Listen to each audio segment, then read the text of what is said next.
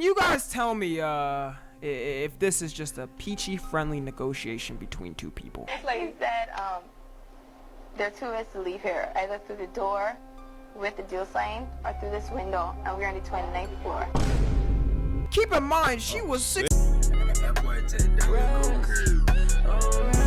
And today we're watching the most evil celebrities. I remember my uncle kind of introduced the idea of the Illuminati to me. I never really was too deep into that. People can just be evil. They ain't gotta be celebrities. Just how there's evil people everywhere, there's great people everywhere, right? So allow us to see what this video is about. And let's get to it. The life of celebrity and fame is a life most people fight and yearn for. The thought of having all the money you need to buy whatever you want, the thought of you being a talking point all the time, it's a tantalizing experience for most. But to get there, you gotta get through the iron wall of people that already made it. And those people at the top are always the scariest. And you probably all thought I'm gonna start with Diddy because that's an obvious one, and I'm actually not gonna cover him. I mean, we all know about the diddler's actions. Thank you, I can appreciate that. And the topic's been beat to death, to be honest. I want to shake it up and start with another Sean. A Sean who has just as much power as Diddy. A Sean who is the exact same age as Diddy. A Sean whose career got carried by my one and only GOAT. What you thought I was gonna go a video without glazing Kanye? Jay-Z. Now, how exactly is Jay-Z scary? Crazy how that just came up. Well, for one, with Jay-Z, he's ugly as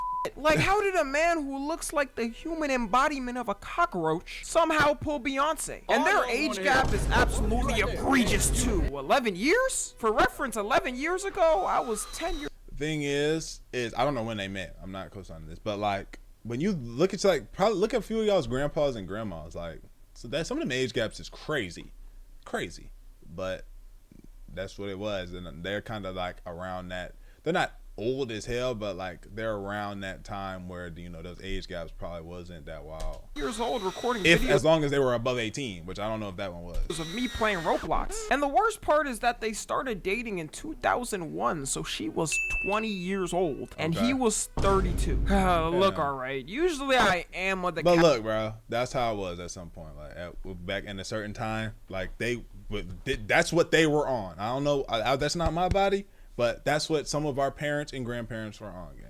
Caliber that so long as it's consensual, whatever for it. But certain ages just don't mix and mash with each other, and this is one of them. I feel like the more rich Jay-Z got, the more evil his aura started to become. Ever since I was a kid, people were making Illuminati conspiracy theories on him. Conspiracy theories used to be going crazy on YouTube in the 2010s. And also, ever since I was a kid, he was always just known to be the richest rapper alive. And this man, just like Diddy, has the power to blacklist any artist at the click of a button. His record label Rock Nation has signed some of the biggest people y'all might have not even known are under it. Rihanna, J. Cole, Alicia Keys, DJ Khaled, Lil Uzi. I mean, this man is so powerful, he has the choice to pick who performs at the Super Bowl. One of the biggest performances in the world for any artist. And apparently it was only supposed to be for 5 years because the deal he signed with the NFL was in 2019. But they extended the contract recently to an unknown amount of time of him being able to pick who performs. So who knows how long this man is gonna have the power to control the Super Bowl? What if he picks someone to perform like Tom McDonald or KSI? We just got no say in it and gotta let it happen. Oh, I mean, we never had a say in that shit, but yeah, I mean, that's pretty insignificant who performs at the Super Bowl, right? We're not all fucked up about that, correct? Hell nah, this man's power needs to be checked. If you're an artist and get on Jay-Z's bad side, he could literally stop you from performing at the biggest event of your career. There's even rumors for the upcoming Super Bowl performance that Jay-Z picked Kendrick to perform instead of Lil Wayne because he has beef with Drake and Nicki Minaj and some other people associated with Lil Wayne, which was crazy.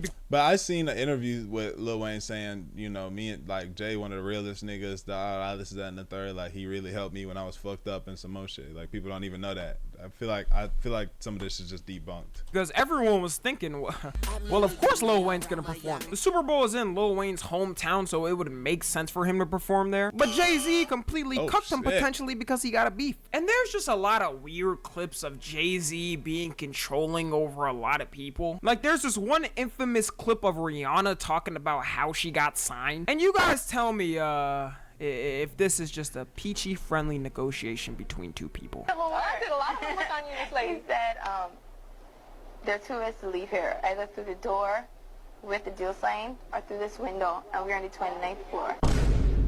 Keep in mind, she Oh, was 16 at the time. Like, what grown-ass man says this to a teenager? Even if we assume it's a joke, that's gotta be the worst time to make a joke. It feels like one of those jokes that's supposed to be a joke, but in reality, it's actually not. I will throw your ass. And they just say it in a joking way. And Kanye, of course, is gonna speak about whatever's on his mind, and he's accused Jay-Z of trying to take him out, which would be real up if true. Like, this man basically produced his whole career. Jay-Z would be working the fry shift if it wasn't for him. That's crazy. That's not true. That's not true. And now recently on TikTok, there's been rumors that Beyonce is controlling the music industry and he's involved with it too. People are showing compilations of whenever an artist wins an award randomly, they decide to thank Beyonce. Even if they're not in the same music genre, they decide to, which makes it even weirder. Like, why is country artists thanking Beyonce? So the rumor is... Make sure you thank my wife, bro. Fuck your ass up. I'll do your ass in. Thank my wife. Bro, she not even a... I don't care if she don't do rock and roll. Thank my wife now. Is that Jay-Z has so much power over people's music careers. The artist thanks Beyonce just to stay in his good graces. Or the more harsher theory is that she's literally making them say thank you to not get blackballed. And I just want to say, while this video is still going on, I want to thank Beyonce. Not just for being an inspiration to me, but to the whole world. Her music has elevated beyond what the human mind can comprehend, and it's great to... Oh yeah, I'm definitely gonna sign for millions now. Usually I don't believe conspiracy theories on TikTok and whatnot. That's just for YouTube. But it is very odd how many artists have randomly thanked Beyonce. So hopefully Jay-Z doesn't block this video, because once again, I want to thank Beyonce for not just... Okay, anyways, next is Dan Schneider. Shocker. It's crazy how this man built children's entertainment to its heights, then crumbled it all by himself. Now, I already talked about Dan Schneider in my Predator video, so there's not much to say there. But I sure feel bad for all the child... This nigga just looks weird. Stars that had their career relying on this man. I could only imagine how scary it would be to speak up against him, because this man could blacklist your career in all of child entertainment. Like, Dan Schneider was literally child entertainment, bro. He had control over damn near everything. And I know that NDA was going crazy. I wouldn't be surprised if he gave lifelong NDAs. Even in the book Jeanette McCurdy made talking about her experiences as a child star, she only referred to him in the book as the creator. Like, she still couldn't use his name to expose him, and it's been more than a decade since they worked with each other. Also, I genuinely don't know a single soul who was laughing at these feet jokes in these shows. Like, did any of y'all find them funny? I don't have a memory laughing at them once. And the fact that Nickelodeon dropped him without giving any official statement makes me think they had some deep on him that the public didn't already have. He worked with them for 20 years. It wasn't... Oh my gosh, this nigga looks tired. He look, bro, wild. This is not a trustworthy nigga at all. Like he was a nobody there. This man was the reason why they even stayed relevant for years. You notice that ever since he got fired, the whole network is just completely dead. Like, if Dan never did any weird, there might have still been a chance that Nickelodeon could have recovered. I wouldn't be surprised if a news story came out any day now accusing him of having CP on a hard drive and Nickelodeon hiding it. Next, we got Tom Cruise. Now, believe it or not, y'all, I've never watched a Tom Cruise movie. But there is one thing everyone knows about Tom Cruise without even having to watch one of his movies. He brought Scientology to an unimaginable degree. Like, the amount of money he must be getting from them has to be more than any role he could get. In any interview, at any moment, he's gleeful and excited to bring it up and talk about it. His eyes lit up like a crackhead who just found some free crystal on the ground. And Scientology, for y'all that don't know, is a cult that they try to say is a religion, where you're basically devoted to give all your money to them no matter the problems in your life and can never leave. And you would think people like celebrities who are already financially well off wouldn't fall for something stupid like this. But there's a whole ass list of big celebs who are in it. Now, some have managed to leave, but there's still a sizable amount in it. Tom Cruise is into Scientology so much, he's literally a speaker for them at their events. It's not hard to see how this can become a problem, because one of his fans might think it's cool to join because Tom Cruise is in it, and then end up getting brainwashed and stuck in it. And dumbass. Y'all should never, if I came on here and y'all as my supporters, y'all came on here and heard me say some shit and y'all took that shit as law without doing research or anything, you're dumbass. Young, old, I don't care. Your mother should have taught you better.